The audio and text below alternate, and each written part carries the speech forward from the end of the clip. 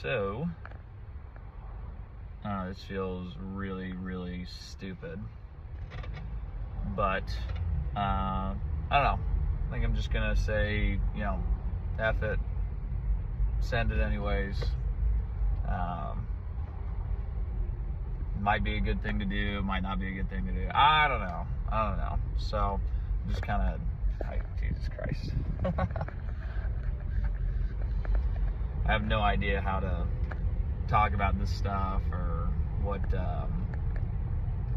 anyone will want to hear. I guess you're just supposed to do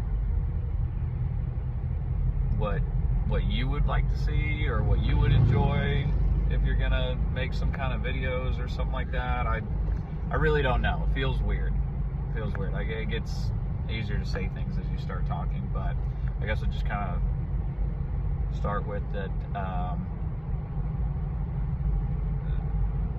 I'm going on this, we'll call it a journey, I guess, or I don't know. I'd like to think of it as a career. But I left my last job at the end of May. I've been working there for 3 or 4 years, selling promotional products and doing all this stuff. But I grew up golfing. Right, grew up in golf. I was good as a junior, but not great. I didn't really have that competitive type of edge, if you will, or anything like that. I was always, again, really talented. I could hit it far, I could hit it consistently, I could do all this stuff, but I don't know, I was just kind of doing it. I loved it, it was super fun, but I wasn't a great competitor, and so you're not going to get really far with it, right? Especially if your dream, is playing professionally and playing golf. Not just working in the industry. Golf industry's cool, a ton of cool people in it, and there's some really cool jobs out there, but being a golf professional, like teaching or working in a pro shop or doing that stuff, it's not the lifestyle that I would want. It's a lot of times, those are 6-7 day a week type positions, they're always salaried. Nobody plays less golf than a teaching professional, and they would even tell you that. Nobody plays less golf, especially if you're handling pro shop duties, tournament organization, all that stuff. And it's a little bit different. So I'm in Arizona. West Coast golf culture is a little bit different than East Coast. East Coast can be very traditional. Hell, they even have colleges. They've got the PGA school in Florida. That's a legit college. You go, it's a 4-year degree. And then those guys come out with assistant pro jobs, and that's what they're trying to do. West Coast isn't quite like that. It depends on the courses, I guess. I haven't played all over the West Coast, mostly just in Arizona. But you can become a head pro at a golf course without any real golf skill. It's more just can you manage people? Can you manage? You could call it a small business. It's a golf course, but you could call it a small business. And do you have a basic understanding of retail? That's kind of what it takes on the west side of the country to run a golf shop, right? And so that's not something that's really for me. If I'm gonna be in the golf industry, it'd be a really cool position. I've got some opportunities out there that I hope that can be some cool jobs for me. But really, the goal and the desire is to play professionally, right? That's the dream, is to make money playing golf, going and practicing, going and competing. There's really no better feeling than going to a tournament and playing well. Doing good stuff in a tournament, it's as legit as it gets. There's so many people out there anymore. The term scratch golfer has lost all of its validity. There's so many guys oh, I know a scratch. I know a guy who scratch. I know a guy who, and it's people will lie about it, or they'll kind of, I don't know, fluff it up a little bit to make them seem like a better golfer than they are. Well, when you show up in a fucking tournament and you drop some scores, you're legit. You're the real deal. So it just even legitimizes, if you're fucking good, go prove it under some pressure. Some tournaments are not that much pressure, but it's not just a round with your buddies where you're raking it away and it's like, oh yeah, you got shot 3-4 under or whatever. It doesn't mean a whole lot, unless it's in competition, I think. So anyway, so I left my job, started playing some golf, or started to get back into it. I've quit golf like 2 or 3 different times over the last 10 years. I got out of high school, went and tried out at GCU here. I ended up winning their tryouts, but they didn't see enough from anybody's scores at tryouts to take anyone on the team.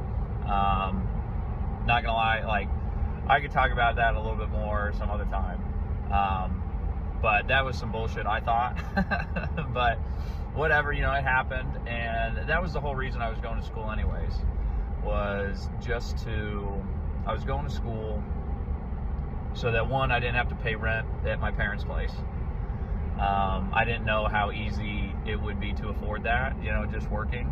I thought it was going to be impossible. It kind of made it seemed at the time like, oh my God, like, if you don't go to college, like, you're never going to be able to afford rent. You're never going to be able to afford a car payment. You're not going to be able to pay your bills. You have to go to school. Like, it's the only way. Really felt like that's how that kind of was presented to me. And it's just not the case. It's just not true. There's a lot of, like, interesting and kind of creative ways to, make a living, and then also what your life can kind of look like. If it takes you a long time to learn it. I'm still learning it now, because this feels really weird. This feels like a step back, if I'm honest. But yeah, anyways, like, I've, been out doing the working thing, had played some amateur stuff, and then I just was sick of it, like, golf wasn't going well. So that was just working. And then I had an opportunity to go live up in Flagstaff, Northern Arizona. Absolutely awesome up there. Really, really cool. Wasn't going to school. I just had a buddy that had a cheap room. And so that's what I did. I went up there, lived up there, worked at the ski resort. I ended up working for FedEx for a time. And there's just not a lot of opportunity up in Flagstaff. It's a small town. Comparatively, certainly to the valley, right? And if you were going to try to move up or learn a trade or do anything like that, all the training was down in the valley. It was down in Phoenix, and it was like a year minimum. It's like, okay, so why am I even up here? If everything I can do to advance myself is down in the valley, I need to go back. So moved back down to the valley. I got a job back at the plumbing company that I had been working for. I was a material collector guy. And then I found out how much their rough-in plumbing guys made. And so I, was just kind of harping on them to, kind of train me and figure out, I was making time on the weekends. These guys would do, tons of work, like the plumbers out there. And so I learned how to do that. And it's so hot here in Phoenix. Like, everybody knows, Arizona's really hot. Well, it's true. It gets toasty. And the rough-in plumbing, the stuff that I was mostly doing was the soils, all the sewer hookups and all that stuff. So that's before that there's any structure. There's no house, there's no cover, there's no nothing. You're just out in the sun. So you'd be starting at like 3 a.m. Start at 3. You get done around like 9 or 10 o'clock whenever it starts getting, hot. Some of these guys would work all day long. They were absolute freaking animals. That was not me. I couldn't do that. But I did my fair share up till about 10 a.m. In the wintertime, I would go a little bit longer, because it's, it's beautiful outside. But yeah, so I was doing that stuff, and I was making decent money, and I was off at like 10 o'clock every day. So I was like, shoot, I should start playing golf again.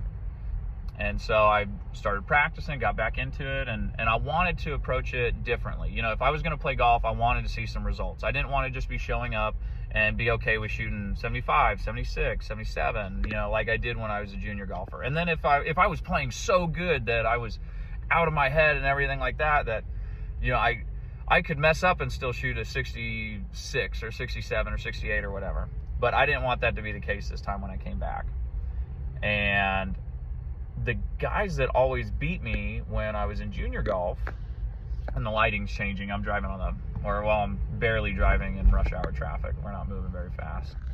So now I'm facing the sun. But the guys that beat me in junior golf, I'm not gonna lie, they all seemed like spoiled brats. Right now, we were all kids and all that stuff, so it's like I'm judging kids, but I was a kid too, so I guess I could have done it at the time, right?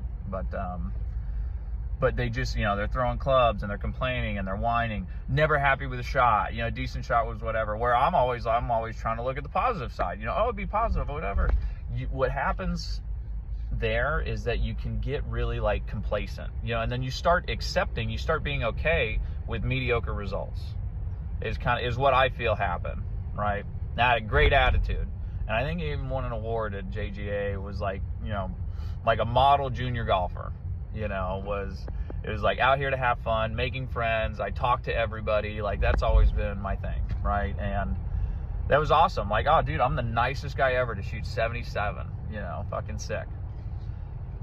And this time around, I didn't want to do that. So I came back to tournament golf, and I was like, I need to change my attitude, or I need to change my approach. I was always good at practicing. Like, I knew what it took to be better. And so yeah, I decided, I was like, all right, I'm going to be what I consider to be kind of a douchebag. I'm getting smoked by these guys, and I'm like, I can hit it farther than them. I can putt and chip just as well. I can hit 15, 16 greens around. I can do all that stuff, but I show up at these tournaments and it's just blah. So yeah, I turned into what I felt was a douchebag. Now, that doesn't mean I was treating anybody poorly, but I wasn't saying, if you're hitting a shot, like, I'm not watching your swings, right? I'm not watching your swings. I'm not saying good shot, not saying good putt. You hit your ball in the shit, I'm not helping you look for your ball, I didn't fucking hit it there. I've got shit to do, all right? So, it was those things. Like, yeah, courtesy-wise, like, I'd help out a little bit, but, I'm giving you, like, 20, 30 seconds of my time. Be happy you're getting that. And so that's what I decided to do. I was like, all right, let me do this. And I played great. I really played good. I think I played, like, 4 or 5 events, finished under par, I think in almost all of them. The only problem I still had was that, like, if I would get under par, I couldn't get, like, if I would get 3, 4 under par, I couldn't get more under par. I didn't know why. I knew it was like, maybe I wasn't good enough. It's still just a head thing, right? If you're 4 under through 5 or 4 under through 6, I'm expecting now, I would expect to, like, oh, hell yeah, like, let's keep this going. Let's try to get to, like, 63 or 64 or something like that. Or even more. I haven't shot lower than a 63 yet, but now it's not really an issue. So yeah, so I decided to be a douchebag, what my definition of a douchebag is, and I played great. I shot the most under par rounds that I'd really shot. I had been under par in tournaments. I was consistently finishing top 10, which I felt like top 5 would be more like, oh, I've got a chance, but I was finishing the top 10 in these bigger tournaments and stuff, and it was good. And then the plumbing stuff got really shitty. Like, the plumbing stuff got hard. It was really difficult on my body, to be honest with you. Like, I've got bad knees. That's just a fact. My back was really hurting. You're swinging a sledgehammer around too, driving rebar into the ground. You're digging, you're using a pickaxe, you're doing all this stuff. I mean, it's pretty labor intensive. And I was getting hurt, and it was hot. And I'm in a tunnel, by the way. But switch hands, jeez. But I had an opportunity to go work for just a promotional products company. I can talk about that stuff more some other time. But yeah, mostly we focused on tumblers, stainless steel drinkware. It was relatively golf related because it was a golf product. But that's what I did, right? I got into that. It was sales, which I really hadn't done, since I did life insurance a million years ago. But it was all, I'm just very talkative, really social. It would be good for me. And so I started doing that. And it was a pay cut for sure. but I got to travel, got to see the country, go to these events, meet some really like not high profile, but some people that had really done well for themselves, you know, CEOs of these companies, pitch them on our product, learn how to kind of, I don't know, just be around money. Just being around money is a really good skill. And then having these people kind of take an interest and liking and all that stuff was good too. But it was fun. It was great, you know, traveling around doing all this stuff. But I didn't have money to go golf. And so I kind of quit again. And that was for the last like 3 or 4 years. Now, I had, this time though, like when I would play casually, I was just playing phenomenal. You know, and I'm drinking and I'm doing whatever and all this stuff. And I'm shooting, you know, 64, 65, 66, like every time. You know, I'm hammered. You know, I'm barely even taking this serious, right? And so I've been doing that for the last few years, playing like once every other month or something like that, and just pulling it out. And anyways, I had really come to a crossroads, and I wasn't feeling the best. And I can kind of get it. Again, there's so many things to talk about. I could talk all day. But I just wasn't, I had come to the realization I've been trying to work on a bunch of stuff for myself personally, and I just wasn't happy. Wasn't feeling good. And I was like, dude, I'm working out, I'm eating right, you know, I'm pushing myself to get out there socially, to go meet some new people, to go experience some stuff, you know, go and check out new places, like really live a bit. And I'm waking up just miserable, and I'm like, all right, the last thing to go is got to be the job. Got to be. And so yeah, you know, once I kind of made up my mind, I let the owners know pretty soon thereafter, and I left at the end of May. And I was always going to take June off. I had a couple opportunities either in the industry or some other industries, and I was like, you know, I'm taking June off, and I'm just going to golf. Just going to play golf, just go have fun. And I golfed like almost every day in June. And again, I was still doing like, okay, I was still doing well. You know, I went and practiced, I did the stuff. Also, I should throw in there that another big thing I do feel was that my grandpa passed away this year. And, I mean, he was at everything. You know, he was at all my golf things. I mean, we spent a lot of time together. Golfing, hunting, camping. You know, stopping in to see him, you know, if I was coming down. You kind of regret a little bit not doing it as often as I could or should have, you know. But that kind of made me, you know, I feel like that also added some perspective as well. And anyways, so yeah, it's just a lot of stuff happening this year. And so yeah, so I left and I was golfing in June, and I was playing good, and you know, I had some other opportunities out there work-wise. I was going to see what kind of pans out, and then again, I'm in Arizona, and so the AZ Open is coming up. AZ Open is held every August, and I hadn't played a tournament in a year, 2 years maybe. I think I played like a one-day amateur thing that I won. But it didn't feel like a big time tournament or anything like that. And I was like, you know what, like, if this is something I'm going to do, I'm going to need to make a lot of changes, right? I'm going to need to make some sacrifices. I'm going to need to figure out how to get my bills down. I'm going to need to figure out how to generate, you know, some money, whether that's through working. But I need to have the balance of, like, I need to prioritize my practice and my play, get my bills down to where I don't have to work full time, and figure out how to do this thing, and then just really commit, you know, come up with like what I was advised by a family member who had who's kind of gone down this road, but years and years ago, still very connected, was he's got like a plan for me, but he's like, come up with a 2 to 3 year plan and give it 2 to 3 good years. You're going to give it your absolute best effort, and then you can reevaluate. You know, hey, things are going great, and I'm going to keep going for it. Or hey, things are not going well, not getting the results, not doing whatever. It's time to call it. You know, one of those things. So yeah, you know, I was like, fuck, dude, I need to commit. You know, I could have signed up for the AZ Open as an amateur for like 200 bucks or 220 bucks or something like that, which was cheaper, obviously. Signing up as a non-PGA pro would have been $550. And I was like, okay, well, is my dream to play amateur golf, or is the dream to play professionally and make a living? And the answer is to play professionally and make a living. And I was really teetering back and forth. I didn't know what I wanted to do. It is a lot of money, you know, that's a commitment for sure.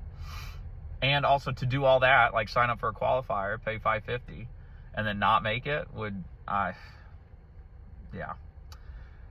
But yeah, so I had been told by, I see a counselor guy, who I've known since I was young, and I just started seeing him again within this last year. And he told me, I had told him my plans or thoughts, and he's like, if you're going to approach this, you need to approach it from a perspective of, basically, I'm saying the words wrong, but it was like plentifulness or bountifulness. Things will work out. There's tons of opportunity. You cannot approach this or view this from a perspective of scarcity. Oh, how difficult is this going to be? Opportunities are limited. It's never going to happen. You know, you have to approach it like, you know, being optimistic, right? And I've been really fortunate that my life has just kind of worked out that way, where things do work out. They really do. And I think that's if you're good of heart and good of character. And I'm not a perfect person or even a good person all the time, but I certainly try very hard. And I think that's important. And things will work out, right? So yeah, I was kind of toiling and mulling it over, and I decided, so the final sign up was like, I think it was on the 19th, June 19th. And I signed up, it was a Friday night, and I signed up literally like 11 o'clock or something. I signed up as a pro. I'm like, all right, I'm gonna try to play professional golf. Here we go. And I signed up, got in the qualifier, you know, practice leading up to it. And I was nervous, but I was wanting to, you know, get away from the result and really just have fun. This is what I'm doing. I'm gonna have bad results. I will have bad tournaments. That cannot deter, right? And so I went out there. As a golf club I was familiar with is Lone Tree Golf Club out in, I think it's Mesa or Gilbert. It's on the east side of the valley out here. And I went out and I shot 66. And I qualified. They took the 21 top scores, top 21 qualified, and then they have some alternates. I think I finished T6, and yeah, I qualified. So I was stoked. I had a phenomenal round. I have had some really I've always gotten off to a great start on that golf course, and I have always blown up every single time. And so it was really nice to, it was great to not do it. I have some bugaboo, you know, holes on that course, and I slayed all of them. It felt fantastic. It felt great. Like I was riding such a high. So I got in the AZ Open. So that's what's up. And I'm really excited about that. That is in a couple weeks. So today is, I don't even know what today is. Maybe the 20th or 21st of July. AZ Open is August 3rd, 4th, and 5th. So that's what I'm doing. This is kind of the first step. So I've got a lot of things to do. One, I need to move out of my current place. So there's one. Move out of the current place. Number two, I need to come up with a plan move out of the current place. Number two, need to list a bunch of furniture on Facebook and or offer up or whatever. So I need to do that. And number three, I need to come up with an actual plan. An actual plan, something I want to stick to, not just for my golf, but I think also it's probably going to be pretty important to take care of myself. You know, I've gotten my workout regimen and eating and all that understanding and stuff like that. I feel really good about all that stuff. I have been doing a terrible job since I quit, but just kind of living it. It's actually kind of funny. I've been eating worse than I've been eating for the last like 6 months. The last 6 months I was doing great. I've been eating terrible this last month and a half, and I've lost like 5 pounds. And I'm like, it doesn't even make sense. So yeah, so that's that stuff. And it's tough to focus on that when really all I want to do is focus on the golf, but I'm not there yet. So I need to do those 3 things. And then also, number 4, I need to get a job. I need to get a job at a golf course or a country club or something. Preferably I could get, a part-time gig in a nice country club. 1, with a great practice facility. But 2, I really need to network. I really need to network, and